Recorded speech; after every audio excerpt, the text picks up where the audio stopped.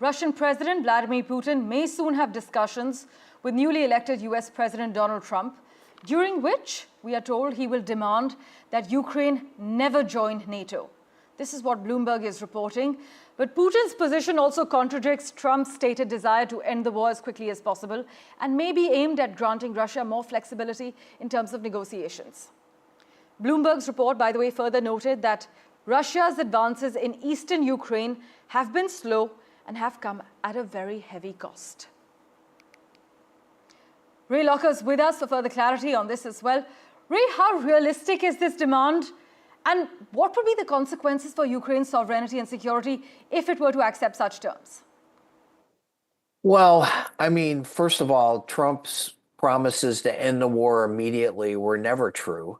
No one really took them seriously, and now they're logically backing away from them, so that makes sense. Look, Ukraine has to negotiate its own future. Trump can't do it for them. I don't think anybody would stand for that in Ukraine or in Europe. Right. And so, I mean, Putin pushed Ukraine in the arms of NATO, pushed Ukraine in the arms of the EU, and he can't really negotiate his way out of that. So, I mean, this may be his opening gambit, but this is not where it's going to end. But Ray, how might an incoming President Donald Trump approach these demands, especially considering his prior skepticism about NATO and his stance on Ukraine? Could his leadership actually change the balance of power in the negotiations? Well, it could, because he could drop support of Ukraine. And if Ukraine doesn't have the U.S. support, then they have to rely on Western Europe.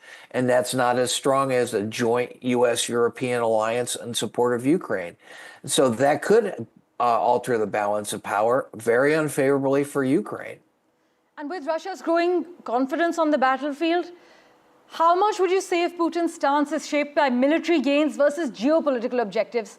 And what do these demands signal about Russia's long-term strategy, especially as far as Europe is concerned?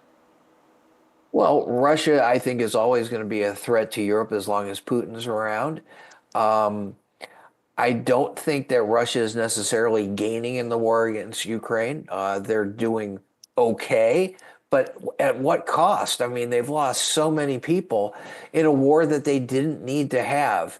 And it's really cost Russia a lot, and it's devastated Ukraine. So, I mean, in the end, what good did it do Russia? Right. Well, we will, of course, track the latest updates with you, Ray. Thanks so much, as always, for joining us with your views. Thanks, Parmeshwar.